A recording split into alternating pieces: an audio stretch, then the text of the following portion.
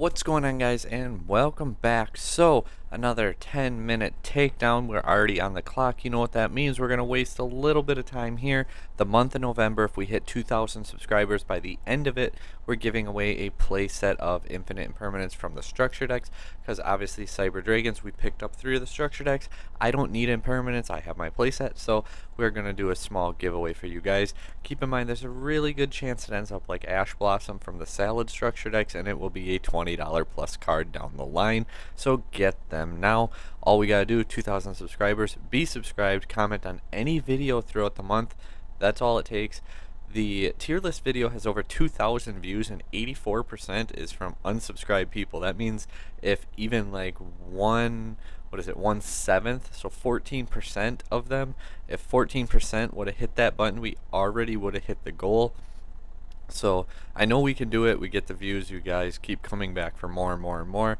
We just gotta get that last little push going. But without further ado, guys, we now only have 9 minutes. So the 9-minute takedown, Floowandereeze. What does Floowandereeze do? They're one of the new decks from Burst Destiny. They're arguably a meta contender. I had them as a very high tier 3 pushing tier 2. We'll see how they do. I just prefer to see results before I go ahead and say this deck's gonna be tier 1, it's broken. But what does the deck do? Well, it's Boss Monster, Floowandereeze, and M-Pen. It's essentially, if this card is tribute summon, you can add a Floowandereeze spell or trap from your deck to your hand, which is another form of disruption. Then immediately after it resolves, normal summon one monster. All their effects are like this, like they just keep normal summon effect, normal summon effect, normal summon effect, and keep piling on top of each other. But the big thing from this, while this tribute summon card is in the monster zone, your opponent cannot activate the effects of special summon monsters they control in attack position. So your opponent must summon things into defense position, or they can't use the attacks. And quick effect, if this card battles opponent's monster, you can banish one card from your hand. That opponent's monster's current attack and defense become halved until the end of this turn. So it's got some like pseudo built-in protection, but it's a floodgate that basically makes your opponent summon things in defense to try to out your board, which means you're probably surviving the next turn and going to put yourself in a good position. Additionally, Floowandereeze and the Unexplored Winds, the continuous spell. You can conduct tribute summons that require 2 tributes by sending one monster you control, keywording sending, and one card your opponent controls to the graveyard, meaning you can essentially send one monster and you can send a spell or trap your opponent controls to the graveyard to tribute summon into your cards, which is just insane. So you can just clear out your opponent's cards. It's really crazy. And then during your main phase, you can reveal up to 2 winged beast monsters in your hand, place them on the bottom of your deck in any order, then draw cards equal to the number of cards placed. So 2 pretty strong effects. The other spell, Floowandereeze and the Magnificent Map, is during your main phase, you can reveal 1 level 1 Floowandereeze monster in your hand, banish 1 Floowandereeze card with a different name from your deck, then immediately after, normal summon the revealed monster. If your opponent normal summons a monster, you can immediately after this effect resolves normal summon a Floowandereeze monster. So you get the idea. Like, there's a lot of normal summoning and just effects piling up. The one trap Dreaming Town, immediately after this resolves, normal summon a level 4 lower winged beast monster, and essentially what they're going to be doing is summoning their baby birds, and then they're going to get into things like Rise of the Mega Monarch. So if this card's tribute summon, target 1 card on the field and 1 card in either player's graveyard. Also, if this card is tribute summoned by tributing a wind monster, which it is, you can target an additional card on the field. Place that first target on top of the deck in any order. Target targets on top of the deck in any order, and return the additional targets to hand. So they're going to just pretty much bounce all of your cards, and they get to summon it on your turn, which is really strong. Additionally, another normal summon they get is the barrier statue of the storm winds. So it's just a really, really annoying deck to play against, and they don't need their extra decks. So like Prosperity, Extravagance are very easy for them to abuse. They can abuse the Dogmatica engine with like Ecclesia, with Punishment, with Nadir. They just don't care about them. They have another counter trap that when your opponent would special summon a monster, while you control a face-up tribute summon monster and no special summon monsters, you negate the summon and return it to the hand. Also, they cannot special summon for the rest of the turn. It gives them 3 normal summons. What deck wants to summon 3 or normal summon 3 more times? Keeping in mind, guys, 2 other things. D-Shifter can be played in this deck, and also Book of Moon to protect their effects from Imperm and Effect Veiler, so keep those in mind. Okay, so let's look at some hand traps here. Effect Veiler, Infinite Impermanence. Again, you know, you can hit the Rabina, which is usually going to search out the Eaglin, or you can just wait for the Eaglin, because that's how they get to Empin, and Empin gets them the spell or the trap, and it really just gets everything rolling. So those are going to be the best 2 targets. I'd say Eaglin's probably the best target, with Rabina being second, and a Gamma also really good on these cards. You know, you hit them, and then you know, negate and destroy. So you clear them from the board, which means they don't have the body to tribute summon later either when they try to go into the bigger cards. So Gamma really strong on these as well. And then Ash, if you open Ash with another hand trap, you can save it for the Dogmatica package, or otherwise you can just kind of use it on like the Ecclesia. But personally, I think hitting the Floowandereeze engine itself is much stronger than hitting the Dogmatica portion. Another hand trap. Ghost Ogre is actually pretty good in this matchup. Like, you can Ghost Ogre either one of the spells.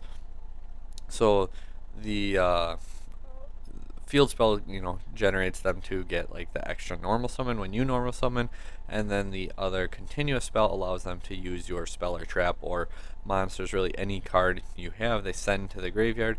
So Ghost Ogre being able to hit these, because field spells and continuous spells must remain on the field to resolve, Ghost Ogre is actually really strong.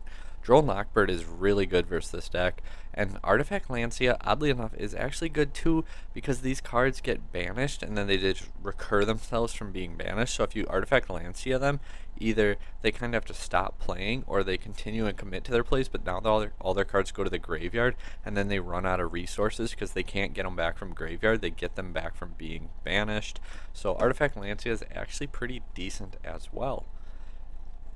What are some other cards that you may play or that are decent against them? Well, they have the trap, the counter trap, they have the continuous spell, they have the field spell. So naturally, Cosmic Cyclone, Twin Twisters, you know, Lightning Storm, back row removal is going to be good here. I mean, you can kind of force their play, like force them to chain and use their effects earlier, and kind of you get to control when they're playing cards, which is always a really nice thing with like those back row removal cards. Forbidden Droplet, Forbidden Chalice, being able to drop them mid combo after they try to, like, they wait for you to summon cards and go into your combo to turn off Imperm, to turn off Gamma, things like that. And then they can, like, you know, they summon the Ryza, they're going to be summoning like Rabina to summon or Eaglin to summon out the Ryza, or they're going to, you know, they're going to be doing these summons, the Stormwinds, on your turn when you're in mid combo. So Droplet and Chalice are really strong. Kaiju is going to be good here, especially the Wind Kaiju, because, well, Storm Winds means you can only special summon wind monsters. If you do not have your Godarlas, go and get them. I think the card's probably going to get reprinted in an OTS here soon. Like, I really would be surprised if this isn't OTS 18. That's the next one coming, right? 17 just got, like, sort of started getting released. I'm calling it right now. Godarla is going to finally get a super rare in OTS 18. Additionally, they really don't end on like a bunch of negates or anything, so evenly matched is really, really strong in this matchup. Like, what are they going to keep? A punishment? Are they going to keep the Ryza? Are they going to keep Stormwinds? You know, like, evenly matched is really, really, really strong in this matchup. And we're gonna go ahead. Hold on, my notes here for you guys is kind of acting a little odd on me. Okay, so normally we say if you're going first, like you choose to go first against them, like what are some cards that you can side in? Typically these are going to be your trap cards. I have 3 on the screen: the good, the bad, the ugly. And you're going to be kind of confused here for a second, because the good is Goes and Match. The cards are different attributes, so Goes and Match actually is really strong. Wind is going to be the predominant play, but a few of their attributes, like Empen, I believe, is one of the water attributes, so you can kind of cut off play lines, which is going to be big.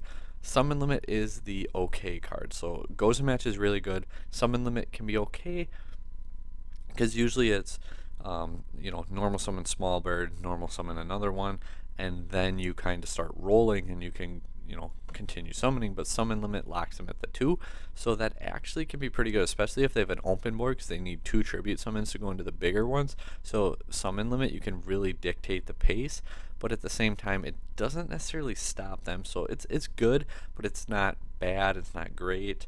Mask of Restrict, you cannot tribute. This card must be amazing, right? Except they have the continuous spell card, which they can send, keyword, they can send a spell or trap you control to the graveyard to tribute summon. And they're not tributing it, they're sending it. So Mask of Restrict does not stop the continuous spell from being able to do this. And we're a little bit over our time, but we're just about done. Zombie World is a card that would, in fact, because you cannot tribute summon anything other than zombies, Mask of Restrict stops tributing, but it's being sent to perform a tribute summon, so it is slightly different. But anyway, guys, hopefully this video helps you guys take down Floowandereeze, and we are working on Sword Soul and PK, so keep an eye out for both of them. Cyber Synchro deck profile should be up any day now as well as the rest of our Returning to Locals, our case tournament with deck profile, more live duels. Virtual World, I've been playing Virtual World and really liking it too, and I have a list for you guys that's pretty nice. And then I'm actually still working on it, I want to get more testing, but PK Orcus deck's actually really underrated and super fun. But anyway, guys, that's kind of what we have here. Thanks for watching, thanks for supporting the channel. Remember the giveaway, remember all that good stuff, and take care. See you guys next time.